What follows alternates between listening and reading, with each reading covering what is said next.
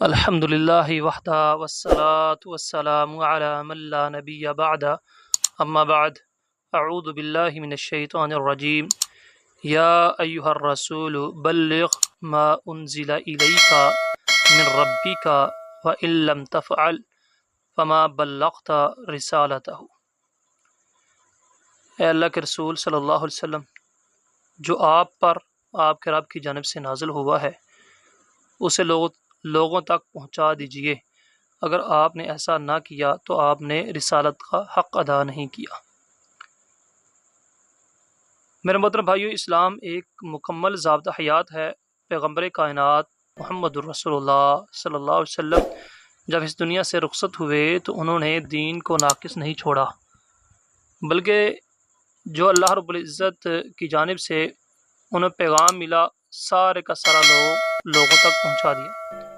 اور اس پیغام کو لوگوں تک پہنچانا ان کا فرض تھا۔ تو اسی لیے اللہ رب العزت نے یہ حکم دیا تھا کہ اے اللہ کے نبی صلی اللہ علیہ وسلم، اے رسول اللہ، جو آپ پر اور آپ کے رب کی جانب سے نازل ہوا ہے لوگوں تک پہنچا دیں۔ اگر آپ نے ایسا نہ کیا تو آپ نے رسالت کا حق ادا نہیں کیا۔ ہمیں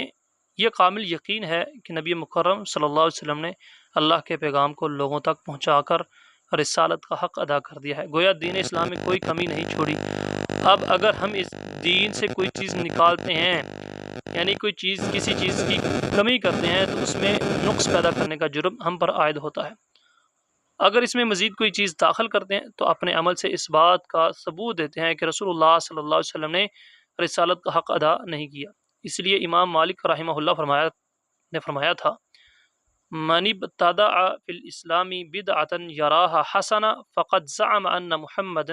خان الرسالۃ لان اللہ تعالی یقول اليوم اکملت لکم دینکم واتممت علیکم نعمتی ورضیت لکم الاسلام دینا۔ جس نے دین میں کوئی نیا کام ایجاد کیا اور اسے اچھا سمجھا، اس نے یہ گمان کیا کہ محمد صلی اللہ علیہ وسلم نے رسالت میں خیانت کی،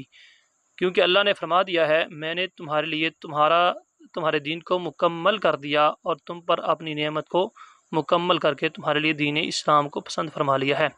معلوم یہ ہوا کہ جتنا دین ہمیں نبی مکرم صلی اللہ علیہ وسلم دے گئے ہیں، صرف اتنے پر ہی عمل کرنے سے انسان جنت کا حقدار بن جاتا ہے۔ محبت رسول صلی اللہ علیہ وسلم کا اظہار بھی اگر کوئی کرنا چاہتا ہے تو اسے بھی خالص اس دین پر عمل کرنا ہوگا، اور اگر اس میں کمی کرے گا تب بھی مجرم ہے، زیادتی کرے گا تب بھی مجرم ہے۔ لیکن ہمارے بعض بھائی لا علمی کی بنیاد پر یا لاشعوری طور پر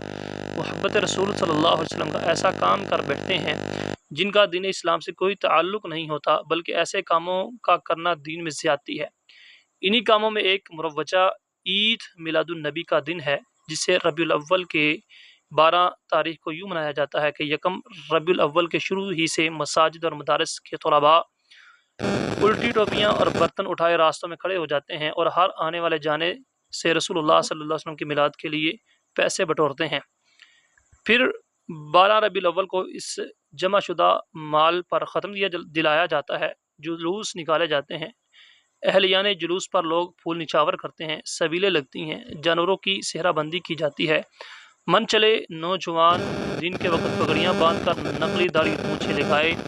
گلی محلوں میں باجے اور شہنائیاں بجاتے ہیں۔ جب رات کا اندھیرا پھیلنے لگتا ہے تو سماع کی محفلیں اور ناچ گانے شروع ہو جاتے ہیں، اور روزہ رسول صلی اللہ علیہ وسلم کے ماڈل کھلونے اور پہاڑیوں کی نمائش لگتی ہے